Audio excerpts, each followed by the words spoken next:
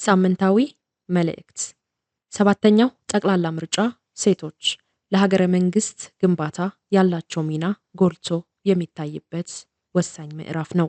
ሴቶች የቤተሰብና የሀገር መሰረት ናቸው።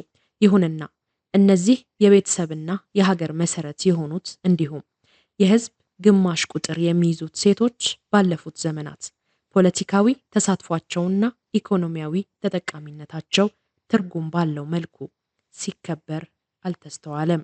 ሀገራዊ ለውጡ ይህንን ማህበረሰባዊ ጉድለት በአግባቡ በመገምገም አያሌ የመፍትሄ እርምጃዎች ሲወስድ ቆይቷል። ከነዚህ እርምጃዎች መካከል የሴቶችን ፍትሃዊ ተጠቃሚነት ከሚያረጋግጡ ሰው ተኮር ስራዎች እስከ ከፍተኛ የኃላፊነት ቦታዎች በሴቶች እንዲመሩ ማስቻል የዘለቁ ታሪካዊ ውሳኔዎችን ተግባራዊ አድርጓል።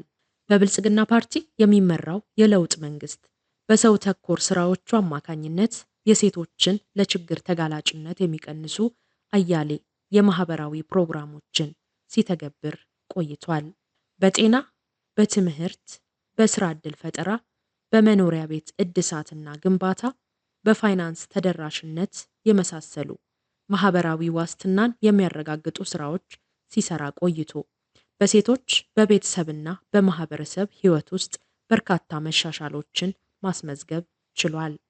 በአስቸጋሪ ህይወት ውስጥ ይኖሩ የነበሩ ሴቶች ዘመናዊ የማገገሚያ ማዕከላት በመገንባት ከችግር እንዲወጡና አምራች ዜጋ እንዲሆኑም አድርጓል።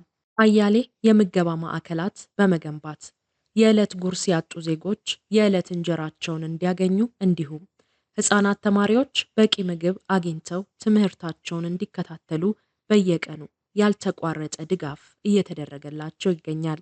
ለቅድመ መደበኛ ትምህርት የተለየ ትኩረት በመስጠት ከ30 ሺህ በላይ የቅድመ መደበኛ ትምህርት ቤቶች በመገንባት ነገ በብቃት ሀገር የሚረከቡ ኢትዮጵያውያን ልጆች እንዲኖሩ ትውልድን ማዕከል ያደረገ ስራ እየተሰራ ይገኛል። ከነዚህ ማህበራዊ ዋስትና ከሚያረጋግጡና በግንባር ቀደምትነት ሴቶችን ተጠቃሚ ከሚያደርጉ ሰው ተኮር ስራዎች ጎን ለጎን የሴቶችን ሁለንተናዊ አቅም ለሀገር ግንባታ ለመጠቀም የሴቶችን መሪነት ያረጋገጡ በታሪክ ታይተው የማይታወቁ አዳዲስ ለውጦች ተፈጥረዋል። በብልጽግና ፓርቲ የሚመራው የለውጥ መንግስት በሀገሪቱ ካቢኔ ጨምሮ በየደረጃው የሚገኙ የመንግስት ኃላፊነቶች 50% ገደማ ሴቶች እንዲይዙት በማድረግ በሀገራችን ደረጃ ብቻ ሳይሆን በአፍሪካና በዓለም ደረጃ ፋና ወጊ የመንግስት አስተዳዳሪ ሪከርድ ማስመዝገብ ችሏል። እነዚህ ኃላፊነቶች ከዚህ በፊት በተለምዶ ለሴቶች የማይሰጡ ተደርገው ሲሳሉ የቆዩ መሆናቸው ልብ ሲባል ደግሞ ሀገራዊ ለውጡ ከአመለካከት እስከ ተግባር የነበሩ አያሌ ችግሮችን በድፍረት በመጋፈጥና በመለወጥ ደማቅ ታሪክ ሰርቷል።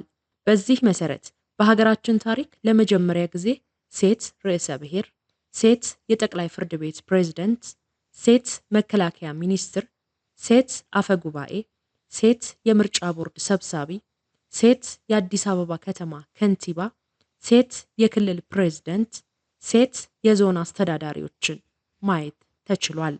ይህ የሴቶችን ሁለንተናዊ ተሳትፎ ያደገበት ታሪካዊ ክስተት ተጠናክሮ እንዲቀጥል ማድረግ እጅግ ያስፈልጋል።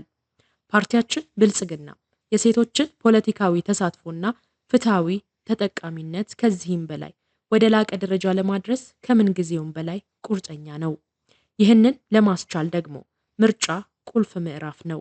ስለሆነም ሴቶች በሰባተኛው ጠቅላላ ምርጫ ላይ በመራጭነት ጨምሮ በሁሉም የምርጫው ሂደቶች የነቃ ተሳትፎ በማድረግ ፍትሃዊ ተጠቃሚነታቸውን እንዲያረጋግጡና ለሀገረ መንግስት ግንባታ ያላቸውን ሚና አጉልተው እንዲያሳዩ ጥሪ እናቀርባለን። በድጋሚ እንኳን ለዓለም አቀፍ የሴቶች ቀን አደረሳችሁ አደረሰን ለማለት እንወዳለን።